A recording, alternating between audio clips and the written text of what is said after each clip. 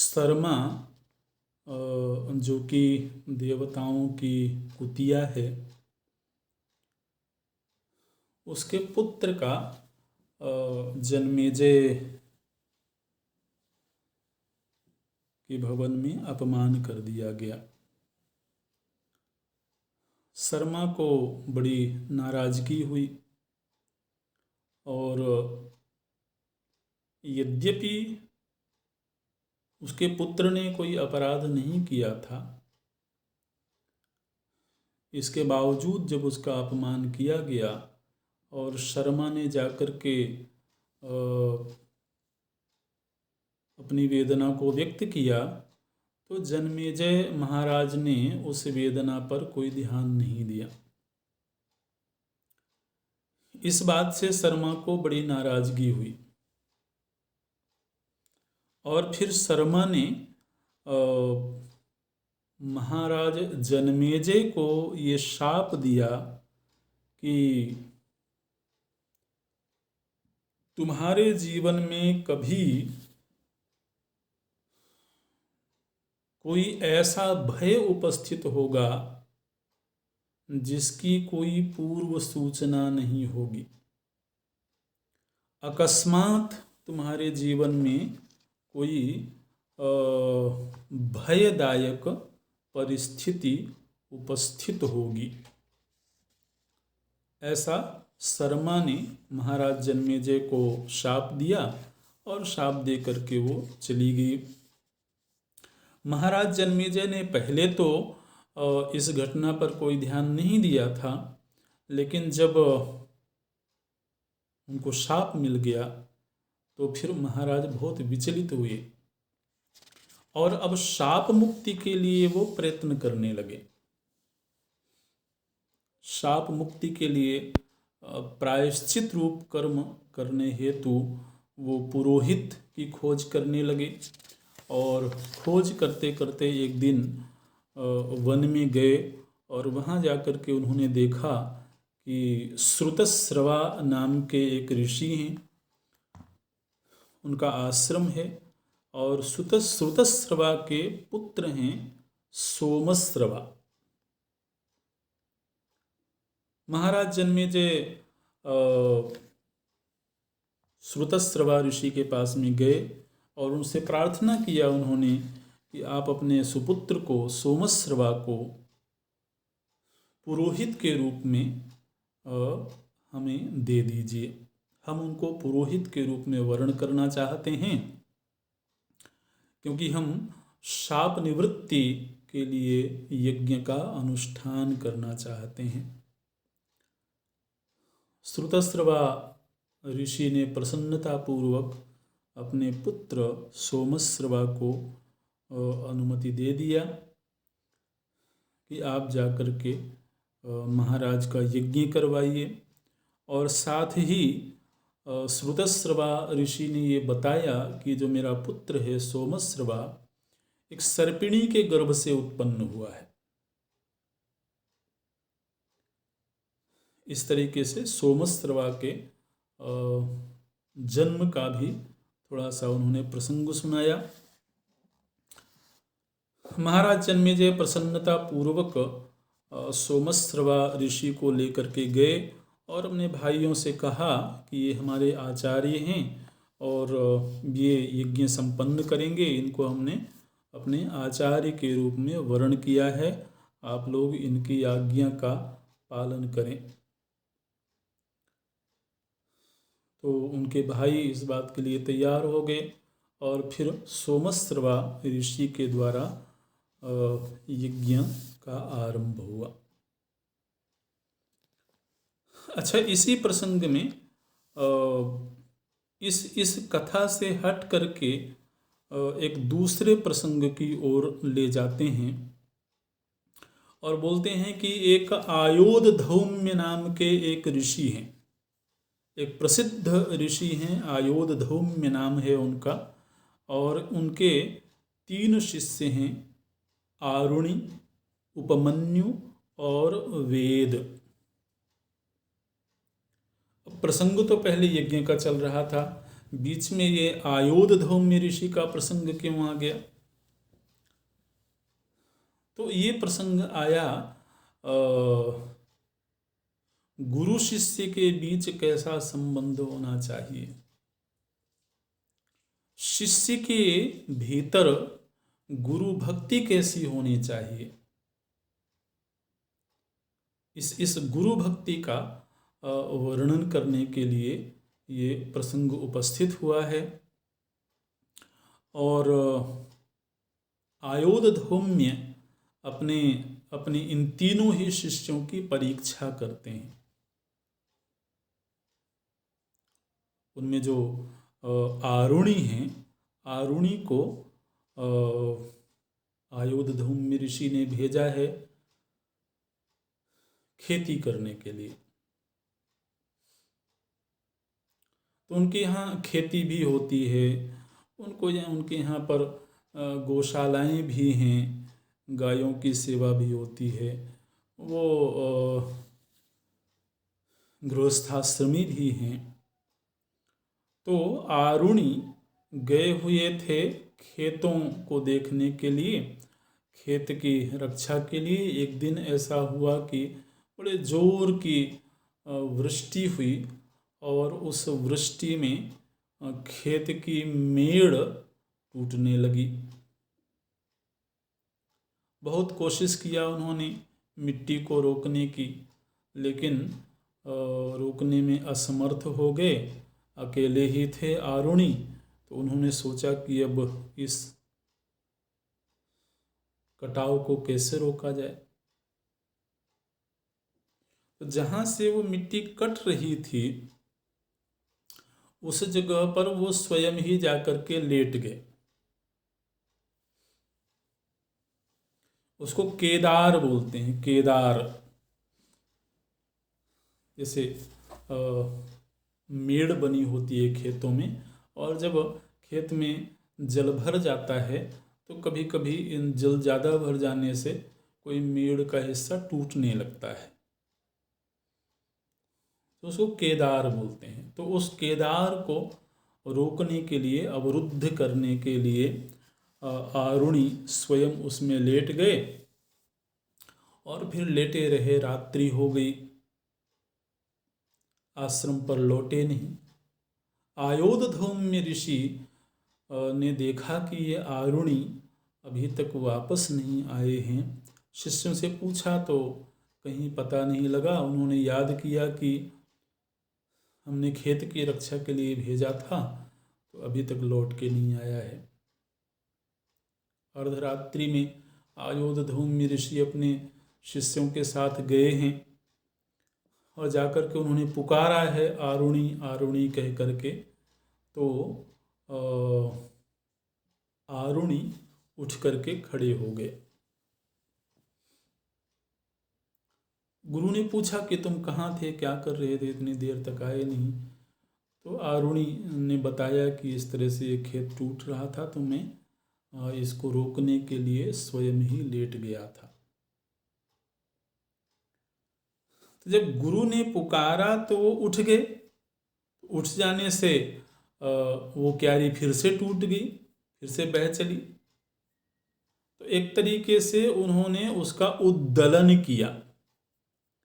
उद्दलन करने का अर्थ है कि उसको फिर से तोड़ दिया उन्होंने। तो उसको संस्कृत में बोलते हैं उद्दलन करना। तो उद्दलन करने के कारण उनका नाम हुआ उद्दालक। उद्दालक ऋषि आपने नाम सुना होगा। तो वो वही आरुणि हैं जिन्होंने उद्दलन किया था। और फिर गुरु उनके इस सेवा भाव से बड़े प्रसन्न हुए और प्रसन्न होकर के उन्होंने आशीर्वाद दिया। सर्वे च ते वेदाः प्रतिभास्यन्ति सर्वाणि च धर्मशास्त्राणि इति। आशीर्वाद दिया कि बेटा आज से तुमको समस्त वेदों का, समस्त धर्मशास्त्रों का ज्ञान प्राप्त हो जाएगा। तुम्हारी बुद्धि में सारे वेद शास्त्र प्रकाशित हो जाएंगे। इस तरीके से आरुणि को उनके गुरु ने आशीर्वाद प्रदान किया। दूसरे शिष्य हैं उपमन्यु। उपमन्यु को आचार्य आयोधधौम्य ने गायों की सेवा में नियुक्त किया। गाय चराने के लिए जाते थे, शाम को जब वापस आते तो आकर के गुरु को प्रणाम करते। तो गुरु ने एक दिन पूछा उपमन्यु से कि बेटा तुम बड़े हृष्ट पुष्ट दिखाई देते हो, तुम क्या खाते हो? तो उपमन्यु बोले कि मैं भिक्षाटन करता हूँ, गाय चराने के लिए जाता हूँ तो वहीं आसपास के जो गांव हैं वहाँ भिक्षा ग्रहण करता हूँ। तो गुरु ने कहा कि ये तो तुम बड़ा गलत काम करते हो। जो ब्रह्मचारी होता है उसका ये धर्म है कि वह जो भिक्षा प्राप्त करे उस भिक्षा को पहले अपने आचार्य को लेकर के अर्पित करे, फिर आचार्य जो हिस्सा उसमें से प्रदान करें उतना ही ग्रहण करे। तो उपमन्यु बोले ठीक है गुरुजी, मैं ऐसा ही करूँगा। अगले दिन से वो गोचारण के लिए जाते और भिक्षा एकत्र करते और भिक्षा जो भी मिलती उसको शाम को ला करके गुरुजी को दे देते। गुरुजी उसमें से कोई हिस्सा उपमन्यु को देते नहीं थे। तो कुछ दिनों बाद फिर से गुरुजी ने पूछा कि बेटा तुम तो जो भिक्षा एकत्र करते हो मुझे लेकर के दे देते हो, फिर तुम हृष्ट पुष्ट क्यों हो? तो उन्होंने कहा कि मैं फिर दोबारा भिक्षा मांगता हूँ, जो आपको ला करके दे देता हूँ उसके बाद में दोबारा भिक्षा मांगता हूँ, तो उसी से मेरा भरण पोषण होता है। गुरुजी ने कहा कि ये तो तुम बड़ा अनर्थ कर रहे हो, गृहस्थों के ऊपर तुम इतना भार डाल रहे हो कि एक बार उन्होंने भिक्षा दे दिया फिर से दोबारा तुम भिक्षा लेने जाते हो तो गृहस्थों के ऊपर भार पड़ता है, तुम्हें ऐसा नहीं करना चाहिए।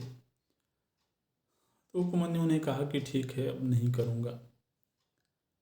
कुछ दिनों बाद गुरु ने देखा कि ये तो अभी दोबारा भिक्षा भी नहीं अर्जन करता है और जो लाता है वो हमें दे देता है, फिर ये हृष्ट पुष्ट कैसे है? तो उन्होंने पूछा कि तुम हृष्ट पुष्ट कैसे हो? तो उपमन्यु बोले कि मैं गायों का दूध पीता हूँ। तो गुरुजी बोले कि ये तो बड़ा अपराध करते हो, मैंने तो कहा नहीं था कि तुम गायों को दूध पिया करो। अच्छा, गायों को दूध पीना भी छूट गया, लेकिन फिर भी वो हृष्ट पुष्ट रहते थे। तो पूछा उन्होंने कि तुम अभी क्या ग्रहण करते हो? तो बोले कि वो बछड़े जब दूध पी रहे होते हैं तो दूध पीते समय उनके मुख से कुछ फेन गिर जाता है, तो उनके मुख से गिरता हुआ जो फेन है उसको मैं पी लेता हूँ। तो गुरुजी बोले कि बेटा ये तो तुम बछड़ों के ऊपर बड़ा भार डाल रहे हो, अब चूंकि तुमको फेन ग्रहण करना है तो इसलिए बछड़े ज़्यादा फेन गिरा देते होंगे, तो तुम्हें तो ऐसा नहीं करना चाहिए। बोले ठीक है गुरुजी, नहीं करूँगा। तो इस तरीके से आहार के जब सारे रास्ते बंद हो गए, एक दिन भूख से बहुत व्याकुल थे और कोई आहार की व्यवस्था नहीं दिख रही थी, तो उन्होंने कुछ पेड़ों के पत्ते खा लिए, लेकिन वो पत्ते बड़े विषैले थे। उन पत्तों को ग्रहण करते ही उनकी आंखें फूट गईं, अंधे हो गए। अंधे हो गए। और कुछ दैव योग है कि वो गाय चराते हुए ही कहीं यात्रा कर रहे थे, तो कोई गड्ढा, कोई कुआं आ गया, तो उस कुएं में गिर गए। अंधे हो चुके थे, रात्रि हो गई, लौट करके आए नहीं। तो गुरुजी को बड़ी चिंता हुई। तो उन्होंने शिष्यों से कहा कि ये उपमन्यु अभी तक वापस नहीं आए हैं, शायद हमने उसके भोजन के सारे रास्ते बंद कर दिए थे, तो हमसे नाराज हो करके हो ना हो आश्रम छोड़ करके चला गया हो। लेकिन फिर भी चलो चल करके खोजते हैं। तो फिर आयोध धौम्य ऋषि अपने अन्य शिष्यों को लेकर के गए हैं और वन में जाकर के पुकारा है उन्होंने। तो एक कुएं से आवाज आई और उन्होंने कहा कि मैं उपमन्यु हूँ, कुएं में गिरा हुआ हूँ। मैंने इस तरह से विषैली घास को ग्रहण कर लिया था, उससे अंधा हो गया, तो मैं इस कूप में गिर गया। गुरुजी बोले कि बेटा, तुम अश्विनी कुमारों की आराधना करो। अश्विनी कुमार देव वैद्य हैं, उनके अनुग्रह से तुमको स्वास्थ्य लाभ होगा। तो उस कुएं में पड़े हुए ही उपमन्यु ने अश्विनी कुमारों की स्तुति करी है, बड़ी सुंदर स्तुति करी है उन्होंने। अश्विनी कुमार प्रकट हुए हैं और प्रकट होकर के उन्होंने उस कुएं में ही उपमन्यु को एक पुआ दिया। पुआ एक खाद्य पदार्थ है, तो पुआ दिया उन्होंने, बोले कि ये इसको तुम ग्रहण करो। तो उपमन्यु ने कहा कि मैं ये पुआ पहले अपने गुरुजी को अर्पित करूंगा, तभी ग्रहण करूंगा। तो बोले कि नहीं नहीं, कोई चिंता की बात नहीं है, तुम इसको ग्रहण कर लो। तो उपमन्यु ने कहा कि नहीं, मैं तो जब तक इसको गुरुजी को अर्पित नहीं करूंगा और जब तक उनसे आज्ञा नहीं मिलेगी, तब तक मैं इसको ग्रहण नहीं करूंगा। फिर अश्विनी कुमारों के अनुग्रह से उनको आँखें प्राप्त हो गईं। फिर वो कुएं से बाहर निकले, अपने गुरुजी के सन्मुख गए और फिर उनके कृपा से वो पुए उन्होंने ग्रहण किए, स्वस्थ हो गए, पूरी तरह से रुष्ट पुष्ट हो गए। और आयोध धौम्य ऋषि उनसे बहुत प्रसन्न हुए। उनकी गुरु के प्रति जो निष्ठा थी, इसको देख करके बड़े प्रसन्न हुए और आरुणि की ही तरह उनको भी उन्होंने आशीर्वाद दिया है। सर्वे च ते वेदाः प्रतिभास्यन्ति सर्वाणि च धर्मशास्त्राणि इति। एषा तस्यापि परीक्षोपमन्योः। गुरुजी ने कहा कि उपमन्यु, ये तुम्हारी परीक्षा थी एक तरह से, तुम इसमें सफल हुए हो और तुम्हारी बुद्धि में संपूर्ण वेद और धर्मशास्त्र प्रकाशित हो जाएं, ऐसा आशीर्वाद दिया। तीसरे जो शिष्य हैं उनका नाम है वेद। वेद को आयोध धौम्य ऋषि ने अपने गृह कार्य की सेवा में नियुक्त किया था। तो वो गृहस्थ हैं, तो गृहस्थ संबंधी जो भी कार्य होते हैं घर में, वो सारे कार्य करते थे और बड़ा कठोर व्यवहार किया जाता था। बैल की तरह उनको सुबह से शाम तक सेवा में लगाए रखते थे, लेकिन कभी भी उन्होंने सेवा से इनकार नहीं किया और कभी भी अपनी वेदना को उन्होंने व्यक्त नहीं किया। तो उनके उस गृह कार्य संबंधी निष्ठापूर्वक की गई सेवा से आयोध धौम्य ऋषि प्रसन्न हुए और प्रसन्न होकर के उनको भी उन्होंने वही आशीर्वाद दिया कि तुम्हारी बुद्धि में समस्त वेद और धर्मशास्त्र प्रकाशित हो जाएं। तो इस तरह से ये शिष्यों की गुरु के प्रति जो निष्ठा है, जो सेवा है, उसको महाभारत के आरंभ में ही दर्शाया गया है। ओम पूरा करते हैं। ओम पूर्णमदः पूर्णमिदं पूर्णात् पूर्णमुदच्यते पूर्णस्य पूर्णमादाय पूर्णमेवावशिष्यते। ओम शांति शांति शांति। हरि ओम श्री गुरुभ्यो नमः। हरि ओम।